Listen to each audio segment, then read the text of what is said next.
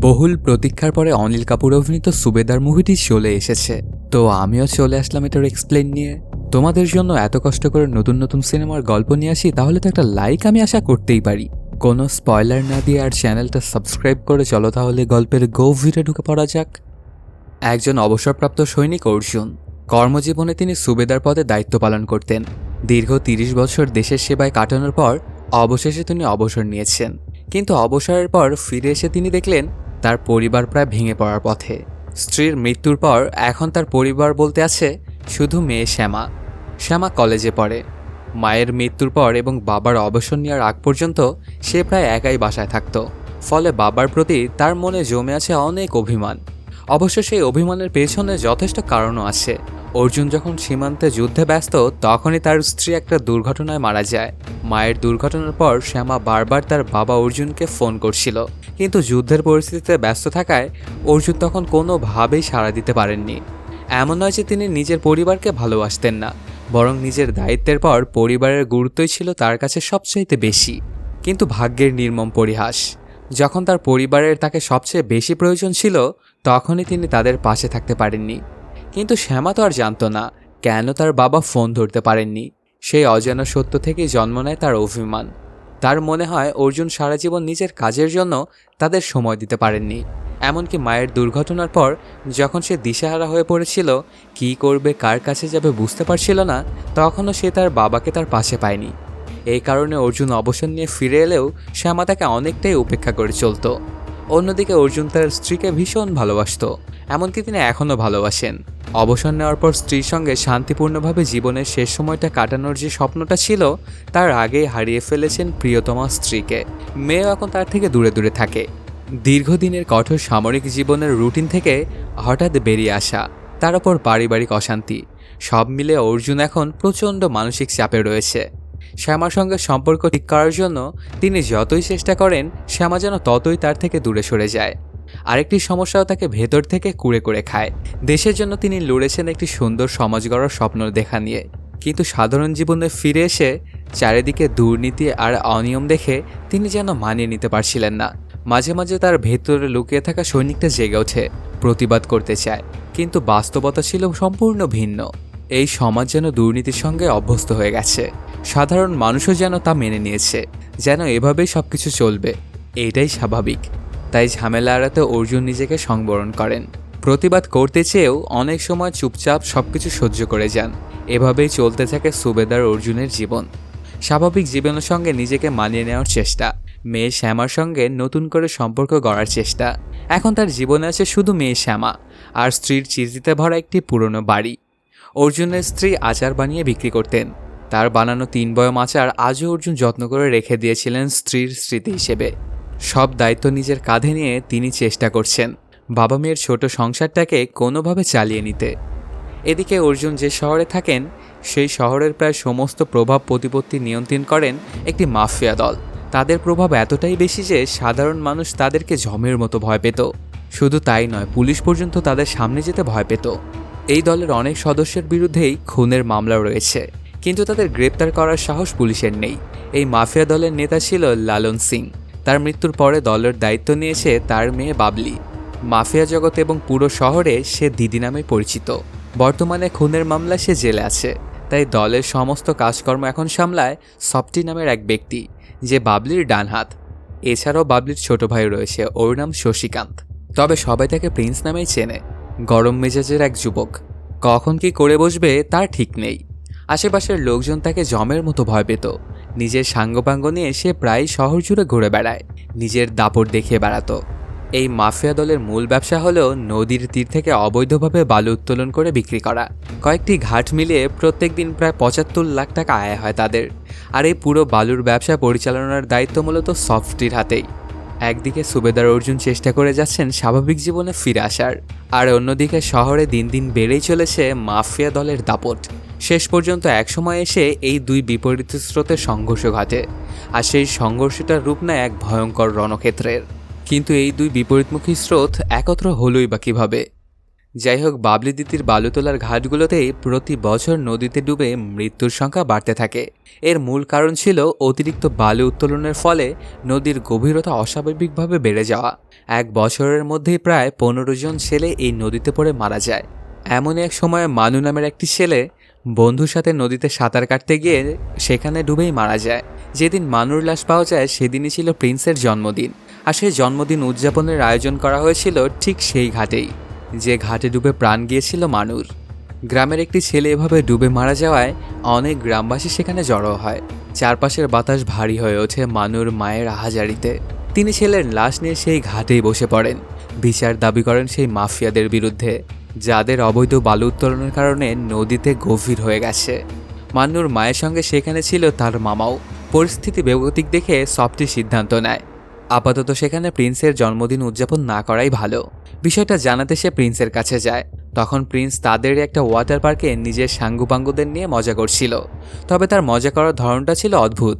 বন্দুকের নলের সামনে দাঁড় করিয়ে মানুষদেরকে ভয় দেখিয়ে আনন্দ পেত সে। সফটি যখন পুরো ঘটনাটা জানায় তখন প্রিন্সের মাথা গরম হয়ে যায়। সামান্য এক গরিব ছেলের মৃত্যুর জন্য নাকি তার নিজের ঘাটেই নিজের জন্মদিন পালন করতে পারবে না। রাগে ফুঁসতে ফুঁসতে প্রিন্স আর সফটি আবার সেই নদীর ঘাটে এসে পৌঁছে। ততক্ষণে রাত নেমে এসেছিল, কিন্তু তবুও মান্নুর মা কিংবা গ্রামের কেউই সেখান থেকে সরেনি। অন্যদিকে প্রিন্সের জন্মদিনের আয়োজনও আগের মতোই প্রস্তুত ছিল। ভাড়া করা ব্যান্ড পার্টি অপেক্ষা করছিল তাদের কাজ শুরু করার জন্য। এ সময় মান্নুর মামা স্থানীয় এক সাংবাদিকের কাছে সেখানে চলতে থাকা অনিয়মের কথা বলছিলেন। তিনি জানাচ্ছিলেন অবৈধভাবে বালু উত্তোলনের কারণে নদীর গভীরতা ভয়ঙ্করভাবে বেড়ে গেছে। আর সেই কারণেই গত 1 বছরে 15 জন শিশু এই নদীতে পড়ে মারা গেছে। এসবের পেছনে দেয় শহরের কুখ্যাত মাফিয়া বাবলি দিদি। যদিও বর্তমানে 3টি খুনের মামলার আসামি হয়ে সে জেলে বন্দী রয়েছে। ঠিক তখনই সেখানে এসে পৌঁছে প্রিন্স। এসেই আকাশের দিকে গুলি ছোড়ে। গুলির শব্দে সাংবাদিক সহ আশেপাশে সবাই প্রাণ ভয়ে দৌড়ে পালায়। সফটি এসে মান্নুর মামাকেও সরে যেতে বললে তিনি যেতে রাজি হন না। উল্টো একটি ট্রাকের সামনে গিয়ে শুয়ে পড়েন। দৃঢ় কণ্ঠে বলেন তার উপর দিয়ে গাড়ি চালিয়ে দিলেও তিনি এখান থেকে নড়বেন না। সফটি তখন পরিস্থিতি সামলানো দেওয়ার চেষ্টা করছিলেন। ঠিক সেই সময় সেখানে এসে দাঁড়ায় প্রিন্স। আর এক মুহূর্ত দেরি না করে সে গুলি করে হত্যা করে মান্নুর মামাকে। একদিকে একে একে 2 জন প্রিয় মানুষকে হারিয়ে মান্নুর মায়ের অবস্থা একদমই খারাপ হয়ে গিয়েছিল। তিনি অনেক আহাজারি করছিলেন।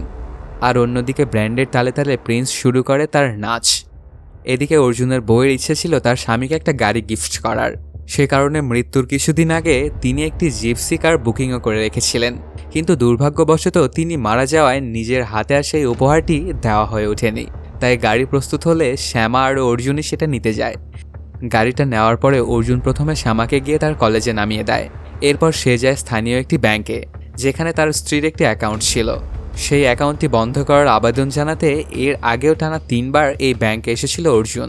কিন্তু প্রত্যেকবারই কোনো না কোনো অজুহাতে সেখানের দায়িত্বপ্রাপ্ত কর্মকর্তা আবেদনপত্রটি হারিয়ে ফেলেছেন কিংবা নিজের অসাবধানতায় নষ্ট করে ফেলেছেন। আসলে লোকটি বেশ বদমেজাজি, আর নিজের কাজটাও সে মনোযোগ দিয়ে করেন না। আগেই আবেদনপত্রটা জমা দেওয়া ছিল, তাই আজ অর্জুন এসেছিল অ্যাকাউন্টটি বন্ধ করার জন্য। কিন্তু এবারও এসে শুনতে হয় আবেদনপত্রটি নষ্ট হয়ে গেছে, নতুন করে আবার আবেদন জমা দিতে হবে। অর্জুন ভেতরে ভেতরে বেশ রেগে যায় সেই লোকটির ওপর, কিন্তু মুখে কিছুই বলে না। শুধু একবার বলার চেষ্টা করে যে সে এর আগেও 3 বার আবেদন করেছিল, আবার কেন এটা করতে হবে। কিন্তু লোকটির বদমেজাজি আচরণ দেখে সেখানে চুপচাপ আরেকটি আবেদন ফর্ম নিয়ে সেখান থেকে বেরিয়ে আসে অর্জুন। যেখানে চারপাশে এরকম দুর্নীতি আর অব্যবস্থাপনা চলছে, সেখানে একজনকে শুধরেই বা কী হবে। যাই হোক, অর্জুনের সবচেয়ে ঘনিষ্ঠ বন্ধুর নাম প্রভাকর। চাকরির সূত্রে অর্জুন যখন দূরে থাকতো তখন তার পরিবারকে দেখাশোনা করা থেকে শুরু করে নানা কাজে সাহায্য করতো এই প্রভাকর। বর্তমানে তার একটা এজেন্সি আছে, নাম প্রভাকর সিকিউরিটি সার্ভিস। সেখানে সে অবসরপ্রাপ্ত সৈনিক সহ শক্তপোক্ত লোকদের নিয়োগ দেয় এবং বিভিন্ন জায়গায় বডিগার্ড হিসেবে ভাড়া দেয়। একদিন প্রভাকর অর্জুনকে নিয়ে যায় সফটির কাছে বডিগার্ডের কাজের জন্য। প্রভাকরের উদ্দেশ্য ছিল অর্জুনকে প্রথমে এখানে কাজে লাগানো। অর্জুন যেহেতু একজন অবসরপ্রাপ্ত সৈনিক, তাই বডিগার্ডের দায়িত্ব সে দক্ষতার সঙ্গে পালন করতে পারবে। এরপর যদি সফটির ওপর প্রভাকরের এজেন্সির ভালো একটা প্রভাব পড়ে, তাহলে কানপুরের সফটিদের একটি কারখানায় তার এজেন্সি থেকে আরও 25 জন বডিগার্ড নিয়োগের সুযোগ মিলবে। কিন্তু এমন মাফিয়াদের সামনে এসে অর্জুন নিজের বিরক্তি লুকিয়ে রাখতে পারছিল না। তার মুখের চাহনিতে স্পষ্ট বোঝা যাচ্ছিল যে সে এই পরিবেশে অস্বস্তি বোধ করছে। সফটি যখন অর্জুনকে জিজ্ঞেস করে সে আগে কোন পদে কাজ করত, অর্জুন জানায় সে সুবেদার ছিল। কথাটি শুনে সফটি ব্যঙ্গ করে বলে তার এখানে এর আগেও মেজর পদমর্যাদার লোক গার্ডের কাজ করেছে। সৈনিকদের নিয়ে এমন তাচ্ছিল্যপূর্ণ কথা শুনে অর্জুন ভেতরে ভেতরে খুব রেগে যায়, কিন্তু পরিস্থিতির কথা ভেবে সে মুখে কিছুই বলে না। তখন পরিস্থিতি সামাল দিতে প্রভাকর সফটিকে বলে অর্জুন একটু লাজুক, তাই কম কথা বলে। সেখানে অর্জুনের চোখে পড়ে একজন অসহায় মা তার ছোট্ট ছেলেকে নিয়ে মাটিতে পড়ে আছে। অর্জুন মহিলাকে চিনতে পারে না, কিন্তু তিনি আসলে মান্নুর মা, যিনি আসলে টেলিভিশনে সাক্ষাৎকার দিয়ে প্রিন্স ও সফটির মাফিয়া গোষ্ঠীর বিরুদ্ধে কথা বলেছিলেন এবং তাদের বিরুদ্ধে মামলা করেছেন। এই কারণে প্রিন্স তাকে এখানে এনে আটকে রেখেছে, যাতে তিনি আদালতে গিয়ে সাক্ষ্য দিতে না পারেন। সফটি যখন অর্জুনের সঙ্গে কথা বলছিল ঠিক তখনই সেখানে এসে উপস্থিত হয় প্রিন্স, আর এখানেই প্রথমবারের মতো মুখোমুখি হয় প্রিন্স আর অর্জুন। এই সাক্ষাৎ থেকেই শুরু হয় সমস্ত ঝামেলার সূত্রপাত। যাই হোক, প্রিন্স এসে প্রথমেই সরাসরি মান্নুর মায়ের কাছে যায়। তাদের বিরুদ্ধে মামলা করার জন্য সে তাকে মারধর করতে শুরু করে। এরপর নিজের লোকদের নির্দেশ দেয় প্রিন্স না বলা পর্যন্ত যেন মান্নুর মাকে বন্দি করেই রাখা হয়। এই দৃশ্য দেখে অর্জুনের ভেতরে রাগ জেগে ওঠে, কিন্তু প্রভাকর তাকে শান্ত করে ফেলে। এরপর প্রিন্স মান্নুর মাকে রেখে বাইরে দাঁড়িয়ে থাকা লাল জিপসি গাড়িটার কথা জানতে চায় গাড়িটা কার। অর্জুন যখন জানায় যে গাড়িটা আমার, তখন প্রিন্স তার কাছে গাড়ির চাবিটা চায় এবং ইচ্ছাকৃতভাবেই তাকে বিরক্ত করতে থাকে। এটা দেখে সফটি প্রিন্সকে ধমক দেয়। সে জানায় অর্জুন কিন্তু এখন থেকে তোমার বডিগার্ড, তাকে অযথা বিরক্ত করো না। তাই অর্জুনকে তখনই কাজে যোগ দিতে বলা হয়। সে বডিগার্ডের পোশাক পরতে যায়। সে সময় প্রভাকর অর্জুনকে বলে সে কয়েকদিনের জন্য শহরের বাইরে যাচ্ছে, এই সময়ের মধ্যে যেন অর্জুন কোনো ঝামেলায় না জড়ায়। অর্জুনের প্রথম কাজ হয় প্রিন্স আর সফটিকে গাড়ি চালিয়ে জেলে নিয়ে যাওয়া, যেখানে বাবলি দিদি বন্দী রয়েছেন। যাওয়ার পথে অর্জুন গাড়ি চালাচ্ছিল আর তার পাশেই বসেছিল প্রিন্স। সে নানাভাবে অর্জুনকে বিরক্ত করতে থাকে।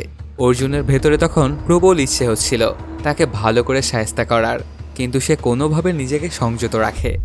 একসময় প্রিন্স নিজেই অর্জুনকে ড্রাইভিং সিট থেকে সরিয়ে দেয়, কারণ অর্জুন নাকি খুব ধীরে গাড়ি চালাচ্ছিল। এরপর সে নিজের মতো করে গাড়ি চালাতে শুরু করে। তার গাড়িতে এমন এক ধরনের হর্ন লাগানো ছিল যার শব্দ শুনলেই শহরের অন্য গাড়িগুলো রাস্তা ছেড়ে দেয়। কেউই অযথা নিজের ঘাড়ে ঝামেলা নিতে চায় না। গাড়িতে যেতে যেতে প্রিন্স নানা রকম বেয়াদবি করতে থাকে অর্জুনের সাথে, এমনকি তাকে দিয়ে গাঁজাও বানাতে বলে। জেলে পৌঁছে প্রিন্স আর সফটি ভেতরে বাবলির সঙ্গে দেখা করতে যায়, আর তাদের সাঙ্গপাঙ্গরা জেল গেটের বাইরে দাঁড়িয়ে অপেক্ষা করছিল। কিন্তু প্রিন্সের এইসব অপমানজনক আচরণ একদমই সহ্য করতে পারছিল না অর্জুন, তাই সে আর অপেক্ষা না করে সেখান থেকে সোজা বাসায় চলে আসে। এদিকে জেলের ভেতরে বাবলির সঙ্গে কথা বলছিল সফটি, প্রিন্স আর তাদের উকিল। বাবলির উকিল জানায় সরকার এত সহজে তাকে ছেড়ে দেবে না, বরং পরিস্থিতি আরও কঠিন হয়ে গেছে, কারণ বাবলি যে পিস্তল দিয়ে খুন করেছিল ঠিক সেই পিস্তল দিয়েই কিছুদিন আগে প্রিন্স মান্নুর মামাকে হত্যা করেছে। এই কথা শুনে বাবলি ভীষণ রেগে যায়। সে উকিল এবং সফটিকে দিয়ে প্রিন্সকে প্রচুর বকাবকি করায়। আসলে যে পিস্তলটা দিয়ে এই দুই খুন হয়েছে সেটা ছিল তাদের বাবা লালন সিং এর। তাদের মা মারা যাওয়ার পরে তার রূপার অলংকার গলিয়ে স্মৃতিস্বরূপ সেই পিস্তলে তাদের নাম খোদাই করেছিল লালন সিং। এই কারণে পিস্তলটার প্রতি বাবলি আর প্রিন্স দুজনেরই আলাদা একটা আবেগ কাজ করে। বাবলি নির্দেশ দেয় মান্নুর মা তার ছোট ছেলেকে আটকে রাখতে। এদিকে নিজের বোন, উকিল আর সফটির কাছ থেকে অপমানজনক কথা শুনে প্রিন্স ভীষণ রেগে যায়। উকিল এমনিতেই প্রিন্সের ব্যবহার আর আচরণে বিরক্ত ছিলেন। সুযোগ পেয়ে সে বেশ কড়া ভাষাতেই তাকে অপমান করে। তাই ফেরার পথে প্রিন্স জোর করে উকিলকে নিজের গাড়িতে তুলে নেয়, বাড়িতে পৌঁছে দেওয়ার কথা বলে।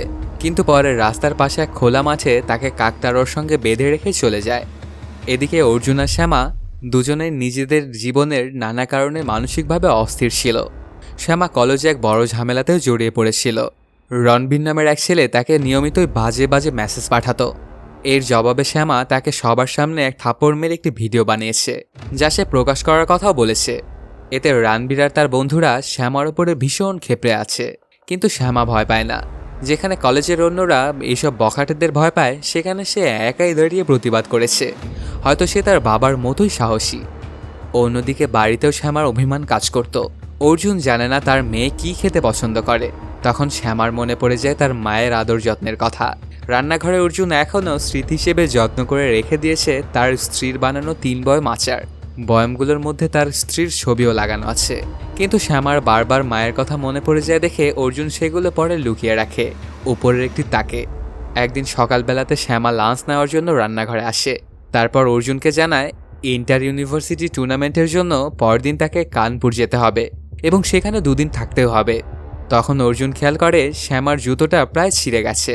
তাই সে শ্যামাকে বলে, কালকে তুমি আমার সাথে যেও, তোমাকে আমি নতুন জুতো কিনে দেব। তারপর শ্যামা কলেজে চলে গেলে অর্জুন আবার ব্যাংকে যায় নতুন করে আবেদনপত্র জমা দিতে। ব্যাংকের সামনে গাড়ি পার্ক করার সময় সেখানে সে হাজির হয় প্রিন্স আর তার সাঙ্গপাঙ্গরা। প্রিন্স এমন একজন মানুষ যে অন্যকে ভয় দেখিয়ে বা বিরক্ত করে আনন্দ পায়। ব্যাংকের সামনে অর্জুনের লাল জিপসি গাড়িটা দেখে সে নিজের এক লোককে পাঠায়। লোকটি এসে অর্জুনকে বলে গাড়িটা সরিয়ে অন্য জায়গায় পার্ক করো, কারণ সেখানে প্রিন্স গাড়ি রাখবে। কিন্তু অর্জুন কোনো কিছুতেই ভয় পায় না, এমনকি সে তার গাড়িটা সরায়ও না। অর্জুনের এই সাহস দেখে প্রিন্স ভীষণ রেগে যায়। সে আসলে এখানে চুল কাটানোর জন্য এসেছিল। সেখান থেকে বেরিয়ে এসে সে অর্জুনের পথ আটকে বেয়াদবি শুরু করে। অর্জুন কোনো মতে নিজেকে সামলে রাখে। প্রিন্স যখন আবার গাড়ি সরাতে বলে তখন অর্জুন শান্ত গলায় বলে, এই রাস্তা প্রিন্সের বাবার নয়। কথাটা শুনে অনেক রাগান্বিত হয়ে যায় প্রিন্স, তবে সেখানে কিছুই বলে না। শান্তভাবেই তাকে ভেতরে যেতে দেয়, যদিও মনে মনে সে অন্য একটা পরিকল্পনা করে রাখে। এদিকে ব্যাংকে গিয়ে আবেদনপত্রটা জমা দেওয়ার সময় সেই একই কর্মকর্তা আবারও অসাবধানতাবশত আবেদনপত্রের ওপর চাপ ফেলে দেয়। ফলে এই কাগজটাও নষ্ট হয়ে যায় এবং আবার নতুন করে আবেদন করতে বলে। অর্জুনের মেজাজ তখন চরমে উঠে যায়। তার মনে হচ্ছিল লোকটাকে ভালো করে শিক্ষা দিয়ে তাকে দিয়ে আবেদনপত্রটা পূরণ করিয়ে নেওয়ার, কিন্তু কোনোভাবে সে নিজেকে সামলে নেয় আর তারপর বাইরে বেরিয়ে আসে। বাইরে এসে যা দেখে এটা দেখে আর কোনোভাবেই নিজেকে নিয়ন্ত্রণ করতে পারে না অর্জুন। সে দেখতে পায় প্রিন্স তার গাড়িতে আঁচড় কেটে দিয়েছে। তারপরেও সে চুপ থাকে, কিন্তু তারপর যখন দেখে প্রিন্স তার গাড়ির ভেতরে প্রস্রাব করেছে আর সেই গাড়ির ভেতরে তার স্ত্রীর ছবিটাও ছিল, তখন তার রাগ যেন চরমে উঠে যায়। দেখে মনে হচ্ছিল যেন জ্বলন্ত আগুনে ঘি ঢেলে দেওয়া হয়েছে। অর্জুন আশপাশে থাকা প্রিন্সের লোকজনদেরকে ভালোভাবে পেটাতে শুরু করে। এই খবরটা পেয়ে অর্জুন আধকাটা চুল নিয়েই সেলুন থেকে বেরিয়ে আসে। ওর হাতে সেই আবার ওর বাবার পিস্তল, কিন্তু সুবেদার অর্জুন উল্টো প্রিন্সকেই মারধর করে তার হাত থেকে পিস্তলটা কেড়ে নেয়। পরিস্থিতি বেগতিক দেখে প্রিন্সের কিছু লোক তখনই পালিয়ে যায়। এরপর অর্জুন প্রিন্সের শার্ট খুলিয়ে তাকে বাধ্য করে সেই শার্ট দিয়েই নিজের গাড়িটা পরিষ্কার করতে। কাজ শেষ হলে প্রিন্সকে সেখানে রেখে সে গাড়িটা নিয়ে বাড়ি চলে যায়। চলে যাওয়ার আগে প্রিন্সকে নিজের ঠিকানাটাও বলে দেয়, যেন প্রিন্স যদি চায় তাহলে তাকে যেন খুঁজে নিতে পারে। বাড়িতে গিয়ে গাড়ি ঠিক করতে গিয়ে অর্জুন খেয়াল করে প্রিন্সের পিস্তলটা তার গাড়িতেই পড়ে আছে। তখন সেটা সে নিজের কাছেই রেখে দেয়। এদিকে অপমানের রাগে প্রিন্সের অবস্থা বেগতিক। খালি গায়ে একটা রেস্টুরেন্টে বসে সফটির জন্য অপেক্ষা করছিল। সফটি এলে তার উপরে প্রচণ্ড চিৎকার করতে শুরু করে দেয় প্রিন্স। চিৎকার শুনে পাশের টেবিলে বসে থাকা এক বয়স্ক ব্যক্তি নিজের মেয়েকে নিয়ে তাদের দিকে তাকায়। এতে প্রিন্সের রাগ গিয়ে পড়ে ওদের ওপর। তখন সে উঠে গিয়ে লোকটার মাথা টেবিলে ঠুকে মারতে শুরু করে। স্পষ্ট বোঝা যায় প্রিন্স দুর্বল মানুষদের ওপর অত্যাচার করেই নিজের শক্তির তৃপ্তি পায়। এরপর যখনই সে নিজের পিস্তলটা বের করে গুলি করতে যাবে তখনই খেয়াল করে পিস্তলটা ওর কাছে নেই। এদিকে প্রভাকর এসে অর্জুনকে বোঝানোর চেষ্টা করে প্রিন্সের সঙ্গে ঝামেলায় না জড়ানোর জন্য, কারণ প্রিন্স কিন্তু একা কোনো ব্যক্তি নয়, তার পুরো একটা গ্যাং আছে এই শহরে, আর অর্জুনকে তো তার পরিবার নিয়ে এখানেই বাস করতে হবে। তখন অর্জুন শান্ত গলায় বলে সে হয়তো তার পরিবারকে সময় দিতে পারেনি, তবুও তার স্ত্রী আচার বিক্রি করে সেলাই করে একটু একটু টাকা জমিয়েছিল যেন একদিন অর্জুনের নিজের একটা জিপসি গাড়ি হয়। আর সেই গাড়ির সঙ্গে প্রিন্স এমন অপমানজনক কাজ করেছে, এমন পরিস্থিতিতে চুপ থাকা তার পক্ষে কোনোভাবেই সম্ভব ছিল না। অবশ্য অর্জুনের যুক্তি যেমন ঠিক তেমনভাবে প্রভোকারের কথাও ভুল নয়। জলে নেমে কুমিরের সঙ্গে লড়াই করারই বা কী প্রয়োজন। শেষ পর্যন্ত প্রভাকর অর্জুনকে বলে প্রিন্স যদি কোনো ঝামেলা করে তাহলে যেন তাকে জানায়, প্রয়োজনে তার এজেন্সির সব বডিগার্ডই সে অর্জুনের নিরাপত্তার জন্য পাঠাবে। যাই হোক, রণবীর নামের যে ছেলেটিকে এক্সপোজ করে শ্যামা ভিডিওটি বানিয়েছিল সে এতে ভীষণ ক্ষিপ্ত হয়ে ওঠে। একদিন সে একটি বোতলে পানি ভরে এনে শ্যামার মুখের দিকে ছুঁড়ে মারে, যেন এটি অ্যাসিড ভেবে শ্যামা তো আতঙ্কে কেঁপে ওঠে। তখন রণবীর তাকে হুমকি দেয় যদি শ্যামা ভিডিওটি আপলোড করে তবে পরের বার বোতলে পানি নয় সত্যিই অ্যাসিড থাকবে। শ্যামাকে এভাবে হুমকি দিতে দেখে তার বন্ধু রাজন এগিয়ে আসে সাহায্য করতে, কিন্তু শ্যামা তাকে থামিয়ে দেয়। শ্যামা বলে এটা আমার নিজের লড়াই, এটা আমি নিজেই সামলে নেব। শ্যামার নিজের জীবন এত ভয়াবহ পরিস্থিতির মধ্যে দিয়ে গেলেও সে বাবাকে একটু বিষয়ও জানায় না। হয়তো এখনও সে অর্জুনকে পুরোপুরি নিজের মানুষ বলে মনে করতে পারেনি। সেই রাতে খাবার টেবিলে বসে অর্জুন আর শ্যামা দুজনেই একে অপরকে জিজ্ঞেস করে সব কিছু ঠিকঠাক চলছে তো। দুজনেই বলে সব ঠিক আছে, কিন্তু রাত গভীর হলে বোঝা যায় আসলে কিছুই ঠিক নেই। রাতে কয়েকজন ছেলে বাইকে নিয়ে তাদের বাড়ির সামনে দিয়ে বারবার হর্ন বাজিয়ে চক্কর দিতে থাকে। শব্দ শুনে অর্জুন ছুরি হাতে বাইরে বেরিয়ে আসে। তার ধারণা ছিল এগুলো নিশ্চয়ই প্রিন্সের লোকজন, কিন্তু আসলে তারা তো ছিল রণবীর এবং তার দলবল। তারা যখন শ্যামার নাম ধরে অশালীন মন্তব্য করতে শুরু করে তখন অর্জুন দ্রুত বাড়ির ভেতরে গিয়ে দেখে শ্যামা ঠিক আছে কিনা। শ্যামা তখন বাহিরের এই সব কথাগুলোই শুনছিল। সে বাবাকে দেখে ঘুমের ভান করে পড়ে থাকে। মেয়েকে নিরাপদ দেখে অর্জুন আবার তার ঘর থেকে বেরিয়ে আসে। ঠিক তখনই শ্যামার ফোনে রণবীরের কল আসে। সে আবারও হুমকি দেয় ভিডিওটি যেন আপলোড না করা হয়। শ্যামা জানালা দিয়ে বাইরে তাকিয়ে দেখে অর্জুন পিস্তল হাতে বাড়ির সামনে বসে পাহারা দিচ্ছে। সেদিন পুরো রাতই সে জেগে কাটায় মেয়ের নিরাপত্তার জন্য। পরদিন সকালে শ্যামা যখন বাইরে বের হয় পত্রিকা আনতে, তখন হঠাৎ প্রিন্সের এক লোক তার দিকে একটি মদের বোতল ছুঁড়ে মারে। বোতলটি ভেঙে তার মাথায় লাগে। শ্যামা তখন ভেবে বসে কেউ হয়তো তার দিকে অ্যাসিড ছুঁড়েছে। সে আতঙ্কে চিৎকার করতে করতে দৌড়ে ওয়াশরুমে গিয়ে দরজা বন্ধ করে দেয়। চিৎকারটা শুনে অর্জুন বাহিরে বেরিয়ে আসে। বাহিরে এসে সে দেখতে পায় প্রিন্স তার গাড়ি নিয়ে সেখান থেকে চলে যাচ্ছে। অর্জুন অনেকক্ষণ দরজায় ডাকাডাকি করলেও শ্যামা কিছুতেই দরজাটা খুলছিল না। তখন অর্জুন বাহিরে পড়ে থাকা মদের বোতলের কাঁচের টুকরোগুলো পরিষ্কার করতে থাকে। রণবীর ভেবেছিল এই ঘটনার পর শ্যামা ভয় পেয়ে যাবে এবং ভিডিওটি আর আপলোড করবে না, কিন্তু শ্যামা একদমই ভয় পাওয়ার মেয়ে নয়। সে সরাসরি রণবীরের বাড়িতে গিয়ে হাজির হয় যেন রণবীর তার ওপরে ভয় পায়। শ্যামা মনে করেছিল যে তার পরিবার সবকিছু জেনে যাবে, এই ভয়টা পাবে রণবীর। একটু আড়ালে নিয়ে গিয়ে শ্যামা স্পষ্ট করে বলে দেয়, আমি তোমাকে একটুও ভয় পাই না, আর তোমাকে নিয়ে করা ভিডিওটি আমি অবশ্যই আপলোড করব। এদিকে পিস্তল হারানোর খবর পেয়ে বাবলি জেল থেকে প্রিন্স আর সফটিকে ডেকে পাঠায়। সফটি বলে একটা ছোট ঘটনাকে কেন্দ্র করেই প্রিন্স এত বড় ঝামেলা বাঁধিয়েছে, কিন্তু প্রিন্সের যুক্তি সেখানে তার সময় নষ্ট হয়েছে, আর এটা কোনো রকমেরই সূত্র ঘটনা নয়। বাবলি খুব ধুরন্ধর এবং চতুর। সে ইচ্ছাকৃতভাবেই এক গ্লাস দুধ ফেলে দেয় মেঝেতে। তারপর সফটিকে নিজের জামা খুলে সেই দুধটা পরিষ্কার করতে বলে, শুধু এটুকু বোঝানোর জন্য আত্মসম্মান কতটা বড় ব্যাপার। এরপর সে প্রিন্স আর সফটিকে নির্দেশ দেয় যেভাবেই হোক পিস্তলটা খুঁজে বের করতে হবে, না হলে তাদের জন্য কিন্তু অবস্থা খারাপ হয়ে যাবে। এদিকে অর্জুন আর প্রভাকর থানায় যায় প্রিন্সের বিরুদ্ধে অভিযোগ করতে, কিন্তু পুলিশ মামলা নিতে রাজি হয় না। তিনি বলেন তাদের বিরুদ্ধে আগেরই অনেক মামলা আছে, কিন্তু এতে আমাদের কিছুই করার নেই, তাই নতুন করে মামলা করে কোনো লাভ হবে না। হতাশ হয়ে তারা থানা থেকে বেরিয়ে আসে। প্রভাকর নিজের কাজে চলে যায় আর অর্জুন যায় নিজের গাড়ির কাছে। গিয়ে দেখে প্রিন্সের লোকেরা তার গাড়ির চারপাশে এমনভাবে গাড়ি পার্ক করে রেখেছে যে সে নিজের গাড়িটা বেরই করতে পারছে না। ঠিক তখনই সেখানে চলে আসে প্রিন্স। সে ওকে ব্যঙ্গ করে বলে, পুলিশ আমাদেরই লোক, তোর কোনো মামলাই নিবে না পুলিশ। এরপর সে অর্জুনকে আরও বলে, আমার পিস্তলটা আমাকে তুমি ফেরত দিয়ে দাও। অর্জুনও ব্যঙ্গ করে জবাব দেয়, যদি পুলিশ এতই পরিচিত হয় তাহলে তাদের দিয়ে যেন নিজের পিস্তলটা খুঁজে নেয়। এই কথাটা শুনে অনেকটাই ক্ষিপ্ত হয়ে ওঠে প্রিন্স। নিজের লোক মুন্নাকে নির্দেশ দেয় ওর গাড়ির ওপরে আক্রমণ করতে। মুন্না যাওয়ার আগে নিজের গাড়িটা দিয়ে ধাক্কা মেরে অর্জুনের জিপসির এক পাশটা থেতলে দেয়। তবে তাড়াহুড়োতে সে নিজের দেশলাইয়ের বাক্সটি সেখানেই ফেলে যায়।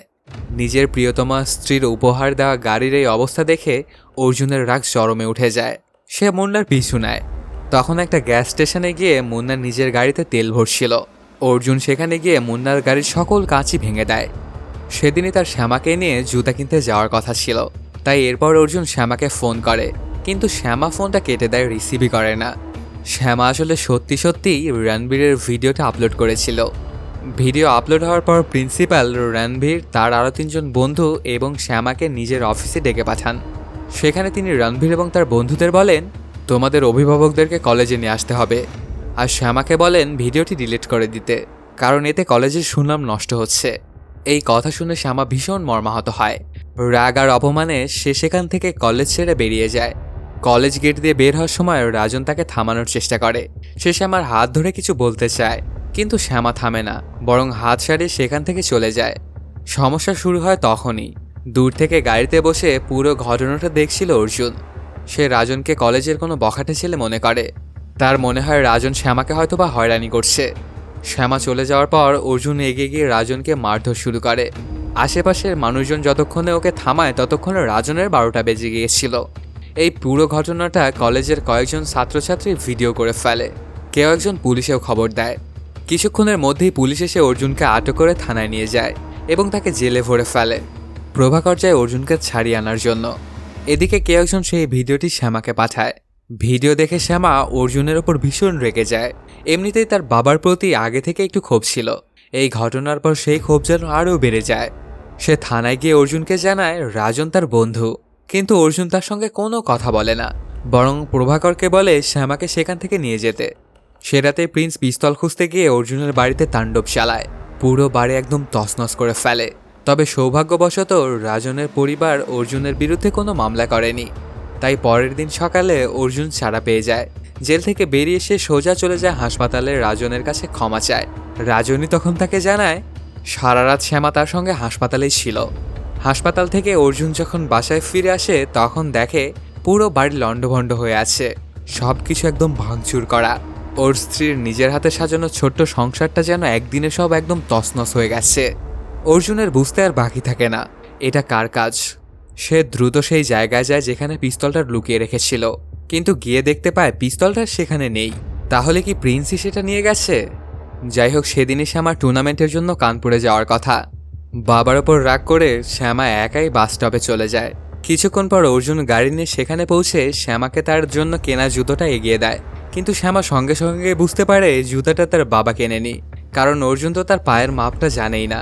শ্যামা ঠান্ডা হলে বলে জুতাটা নিশ্চয়ই প্রভাকর আঙ্কেল কিনেছে। তারপর এতদিনের জমে থাকা ক্ষোভ আরও একসাথে বেরিয়ে আসে। বাবা হিসেবে ওকে আজীবন পাশে না পাওয়ার কষ্ট সব এসে অর্জুনকে বলে দেয়। মন খারাপ করে শ্যামা তার জুতোটা না নিয়েই কাঁদতে কাঁদতে বাসে উঠে যায়। যাওয়ার আগে জানিয়ে যায় 2 দিন পর সকালে আমি ফিরব, আর এরপর আমি হোস্টেলে শিফট করব, বাসায় আর আমি থাকবো না। স্ত্রীকে তো আগেই হারিয়েছে, এবার মেয়েকেও এভাবে হারানোর কথা ভাবতেই অর্জুনের ভেতরে ভেতরে এক গভীর ক্ষত তৈরি হয়। বাসায় ফিরে সে আবারও গোছাতে শুরু করে ওদের ভাঙা সংসার, উল্টে পাল্টে যাওয়া ঘর, সব কিছু। কানপুর যাওয়ার পথে শ্যামার সাথে ফোনে কথা হয় ওর বন্ধুর। তখন শ্যামা জানতে পারে অর্জুন হাসপাতালে গিয়ে রাজনের খোঁজ নিয়েছিল। শুধু তাই নয়, রাজনের কাছে ক্ষমাও চেয়েছে। কথাটা শুনে শ্যামার মন নরম হয়। সে ভাবে ফিরে গিয়ে বাবার সঙ্গে সব কিছু মিটমাট করবে। এদিকে পরদিন সফটি প্রভাকর আর অর্জুনকে নিজেদের আস্তানায় ডেকে পাঠায়, একটা পুরনো স্কুল ঘরে। উদ্দেশ্য একটাই, প্রিন্স আর অর্জুনের মধ্যে সবকিছু মীমাংসা করে দেওয়ার, যাতে আর ঝামেলা না হয়। আর এই মীমাংসাটা চলবে আসলে বাবলির ভিডিও কলে বাবলি প্রথমে অর্জুনকে শান্তভাবে কথা বলে মীমাংসা করতে বলে। তারপর সে অর্জুন আর তার স্ত্রীকে নিয়ে কিছু নোংরা অপমানজনক কথাও বলে। শেষে পিস্তলটা ফেরত দিতে বলে। এই কথাটা শুনে অবাক হয়ে যায় অর্জুন। প্রিন্স যদি পিস্তলটা না নিয়ে থাকে তবে পিস্তলটা নিল কে? নাকি পিস্তলটা পাওয়ার পরও প্রিন্স তাকে ফাঁসানোর জন্য মিথ্যে কথা বলছে? প্রিন্সের ব্যবহার দেখে ভেতরে ভেতরে অর্জুনের রাগ জমতে থাকে, তবে সে কিছু না বলে চুপ করে থাকে। বাবলি তখন জানায় কিছুক্ষণ পরে আমি আবার কল করব, তার মধ্যে যেন মীমাংসাটা হয়ে যায়। বাবলি কলটা কেটে দিলে প্রিন্স আরও বেপরোয়া হয়ে ওঠে। অনেকক্ষণ ধরে অর্জুনকে অপমান করতে থাকে। শেষে বলে অর্জুন তার গাড়িতে প্রস্রাব করার কারণে ঝামেলা শুরু করেছিল, আর এখন সেই জন্য অর্জুনের মুখে প্রস্রাব করে তার মীমাংসা করবে। সবটিও তখন বলে যেভাবেই হোক মীমাংসাটা করে নে। আর ঠিক তখনই অর্জুনের ধৈর্যের বাঁধ ভেঙে যায়।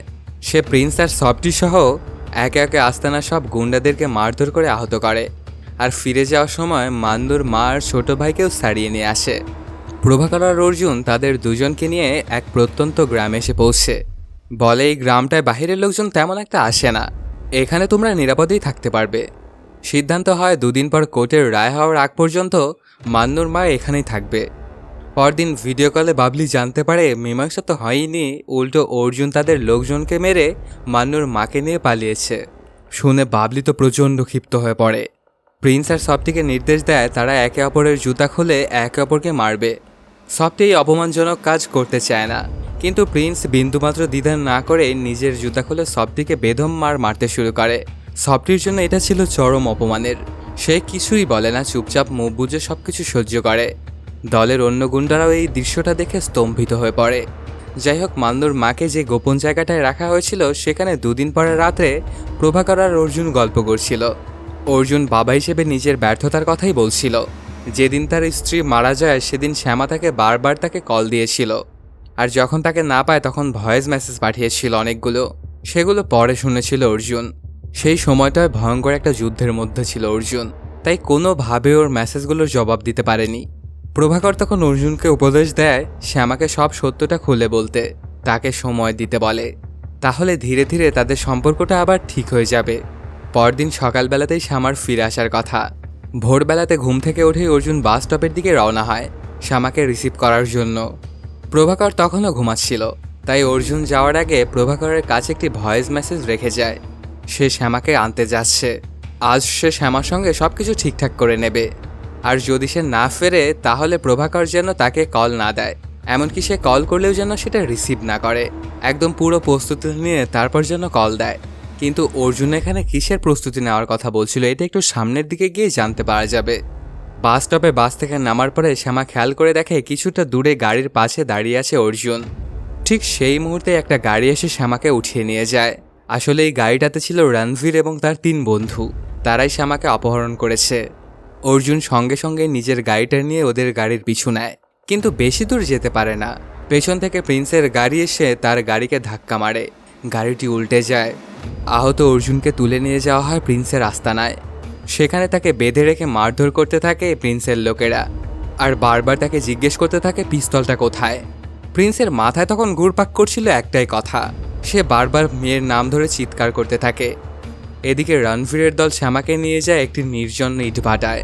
সেখানে একটি ঘরে নিয়ে তারা শ্যামাকে বেইজ্জতি করার উদ্দেশ্যে ভিডিও বানাতে চায়। শ্যামা তখন অনেক ভয় পেয়ে চিৎকার করতে থাকে। সেই নির্জন জায়গায় তার চিৎকার শোনার মতো কেউই নেই, তবুও সে হাল ছাড়ে না। হাত পা ছুড়ে সে একাই 4 জনকে আহত করে ফেলে। তারপর সুযোগ বুঝে দৌড়ে পালাতে শুরু করে। রণবীর আর তার বন্ধুরা তার পিছু নেয়। দৌড়াতে দৌড়াতে শ্যামা গিয়ে পৌঁছায় রণবীরের গাড়ির কাছে, যেখানে তার ব্যাগটা রাখা ছিল। ব্যাগটা খুলেই সে বের করে প্রিন্সের সেই পিস্তল, যেটা আসলে অর্জুনের কাছ থেকে লুকিয়ে নিয়ে গিয়েছিল শ্যামাই। সে পিস্তল তাক করে দাঁড়ায় রণবীরদের দিকে। এদিকে প্রিন্সের আস্তানায় অর্জুন বারবার শ্যামার কথা জিজ্ঞেস করছিল। তার ধারণা ছিল শ্যামাকে অপহরণ করিয়েছে প্রিন্সই। সত্যটা জানার জন্য সফটি জেলে গিয়ে বাবলির সঙ্গে দেখা করে, জানতে চায় শ্যামাকে সে অপহরণ করিয়েছে কিনা। বাবলি জানায় সে এমন কিছুই করেনি, বরং কথা বলতে বলতে সফটিকেই অপমান করতে শুরু করে। এদিকে প্রিন্স অর্জুনের ফোন ব্যবহার করে প্রভাকরকে কল করে। উদ্দেশ্য অর্জুনের বদলে মান্নুর মাকে তার হাতে তুলে দিতে বাধ্য করা। ঠিক সে সময় শ্যামা নিজের বাবার নম্বরে কল করে। ফোনটি রিসিভ করে প্রিন্স। সে শ্যামাকে জানায় অর্জুনের অ্যাক্সিডেন্ট হয়েছে। শ্যামা যেন নিজের ঠিকানাটা বলে, তাহলে সে নিজে গিয়ে ওকে নিয়ে আসবে। শ্যামা তো জানতো না যে ফোনের ওপারে কে রয়েছে, তাই সে নিজের ঠিকানাটা বলে দেয়। প্রিন্সের লোকেরা গিয়ে শ্যামাকে ধরে নিয়ে আসে সেই আস্তানায়। সেখানে তার ব্যাগ খুলে সবকিছু বের করে ফেলা হয়। ব্যাগে শ্যামার জেতা টুর্নামেন্টের একটি মেডেলও ছিল। প্রিন্স সে মেডেল তুলে নিয়ে অট্টহাসি দিয়ে অর্জুনের গলায় পরিয়ে দেয়। ঠিক তখনই অর্জুনের ফোনে কল আসে প্রভাকরের। তখন প্রিন্স ওকে জিজ্ঞেস করে, আমি তোমার কাছে যাব নাকি তুমি নিজেই আসবে আমার আস্তানায়? প্রভাকর বলে প্রিন্সই যেন ওখানে আসে। এরপর প্রিন্স তার নিজের লোকজন অর্জুন আর শ্যামাকে নিয়ে যায় চারদিকে পাহাড় ঘেরা একটি নির্জন সমতল জায়গায়, যেখানে আগে থেকে অপেক্ষা করছিল প্রভাকর। প্রিন্স তাদের নিয়ে যায় সেই লাল জিপসি গাড়িতে। যেহেতু গাড়িটি চলছিল না, তাই নিজের আরেকটি গাড়িতে ওই গাড়িটিকে টেনে নিয়ে যায়। গাড়িতে বসে অর্জুন আর শ্যামার মধ্যে কথা হয়। তাদের দীর্ঘদিনের ভুল বোঝাবুঝি ধীরে ধীরে মিটে যায়। সেখানে পৌঁছে প্রিন্স বন্দুকের নলের সামনে বসিয়ে রাখে অর্জুন, শ্যামা আর প্রভাকরকে, আর গর্ত খুঁড়ে মান্নুর মা এবং তার ছোট ভাইকে জীবন্ত কবর দেওয়ার প্রস্তুতি নিতে থাকে। তখন অর্জুন নিচু গলায় প্রভাকরকে জিজ্ঞেস করে তাদের পরিকল্পনায় কী হলো। প্রভাকর জানায় সমস্যা হয়েছে, গাড়ির টায়ার পাংচার হয়ে গেছে। আসলে এই কয়েকদিনে অর্জুন আর প্রভাকর একদল অবসরপ্রাপ্ত সৈনিককে একত্র করেছিল সাহায্যের জন্য। মান্নুর মাকে নেওয়ার টোপ ফিলে প্রিন্সকে এখানে নিয়ে এনে আগে থেকে ফাঁদ পেতে রাখা, কিন্তু টায়ার পাংচার হয় সেই সৈনিকরা এখনও পৌঁছাতে পারেনি। পৌঁছাতে আরও 10 মিনিটের মতো সময় লাগবে, কিন্তু তার আগেই যদি প্রিন্স মান্নুর মাকে মেরে ফেলে। সময় নষ্ট করার জন্য ঝুঁকি নিয়েই অর্জুন হাঁটতে শুরু করে একদিকে। কৌতূহলবশত প্রিন্সও তাকে থামায় না, বরং তার পেছনে পেছনে যায়। কিন্তু শ্যামা তখন প্রিন্সের পা ধরে ওকে টেনে রাখে, যেন প্রিন্স গিয়ে অর্জুনকে আঘাত করতে না পারে। এর মধ্যেই শ্যামাকে বাঁচাতে চলে আসে প্রভাকর, কিন্তু প্রিন্স তাকে গুলি করে হত্যা করে। শ্যামা প্রভাকরের নিথর দেহ জড়িয়ে ধরে কান্নায় ভেঙে পড়ে। এত কিছুর পরে অর্জুন থামে না, তার উদ্দেশ্য একটাই, সময় কাটানো। প্রিন্স আবারও তার পিছু নেয়। হাঁটতে হাঁটতে কিছুক্ষণ পরে দুজনের মধ্যে শুরু হয়ে যায় ধস্তাধস্তি। দুজনেই মারাত্মক আহত হয়, কিন্তু আগেই আহত থাকা অর্জুন প্রিন্সের সঙ্গে কোনোভাবেই পেরে ওঠে না। প্রিন্স তাকে টেনে হিঁচড়ে আবারও আগের জায়গায় নিয়ে আসে। প্রিন্স যখন অর্জুনকে শেষ আঘাতটা করতে যাবে ঠিক তখনই পাশ থেকে একটা গুলি ছড়ে আসে। অবশেষে সেই অবসরপ্রাপ্ত সৈনিকরা এখানে এসে পৌঁছেছে। চারপাশে পাহাড়গুলোর মাথায় দাঁড়িয়ে তারা বন্দুক তাক করে রেখেছে প্রিন্সের লোকদের দিকে। পরিস্থিতি বেগতিকে দেখে প্রিন্স তার এক লোক গুড্ডুকে দিয়ে সবটিকে ফোন করায়, কিন্তু সবটি আদেশ দেয় প্রিন্সকে সেখানে রেখে সবাই যেন ফিরে আসে। প্রিন্সের আচরণে তার নিজের লোকজনও বিরক্ত ছিল, তারা মূলত সবটির পক্ষেই ছিল, তাই আদেশ পেয়ে তারা প্রিন্সকে সেখানে ফেলেই চলে যায়। সৈনিকরা তখন বলে, তুই একজন সৈনিকের গুলি খেয়ে মরারও যোগ্য নোস। এরপর অর্জুন তাকে নিয়ে যায় সেই ঘাটে যেখানে অবৈধ বালু উত্তোলনের কারণে বহু শিশু ডুবে মারা গিয়েছিল। সেখানে বালির নিচে তাকে পুঁতে রাখা হয় শুধু মাথাটা বাইরে বের করে রেখে। এরপর একটি ট্রাকের চাকার চাপা দিয়ে তার মাথাটা একদম পিষে ভর্তা বানিয়ে ফেলা হয়। এদিকে জেলের ভেতর সফটি নিজের লোকদের সাহায্যে খাবারে বিষ মিশিয়ে বাবলিকেও হত্যা করে। বহুদিনের অপমান এবং ক্ষোভ জমেছিল তার মনে। প্রিন্স আর বাবলি কখনোই তাকে তার প্রাপ্য সম্মানটুকু দেয়নি, বরং বারবার তাকে অপমানই করেছে। অবশেষে সফটি তার নিজের অপমানের প্রতিশোধ নেয়। এইভাবেই শেষ হয় প্রিন্স আর বাবলির শহর জুড়ে চালানো ভয়ঙ্কর তাণ্ডবের অধ্যায়। প্রভাকরকে হারালে অর্জুন ফিরে পায় তার মেয়েকে। বাবা মেয়ে নতুন করে শান্তিতে জীবন শুরু করে। মান্নুর মা সরকারি আইনে হয়তো তার ছেলে আর ভাইয়ের হত্যার বিচার পায়নি, কিন্তু অর্জুনের মাধ্যমে তিনি পেয়েছেন ন্যায্য বিচার। আর সেই ন্যায্য বিচারেই তিনি নিজের শান্তি খুঁজে পান। আর এর মাধ্যমে শেষ হয়ে যায় সিনেমাটি। তো বন্ধুরা, কেমন লাগলো আজকের এই এক্সপ্লেনটি জানাতে কমেন্ট করো। আর যদি এখনও চ্যানেলটা সাবস্ক্রাইব না করে থাকো তাড়াতাড়ি সাবস্ক্রাইব করে নাও। দেখা হচ্ছে নতুন কোনো ভিডিওতে। Till then সায়োনারা।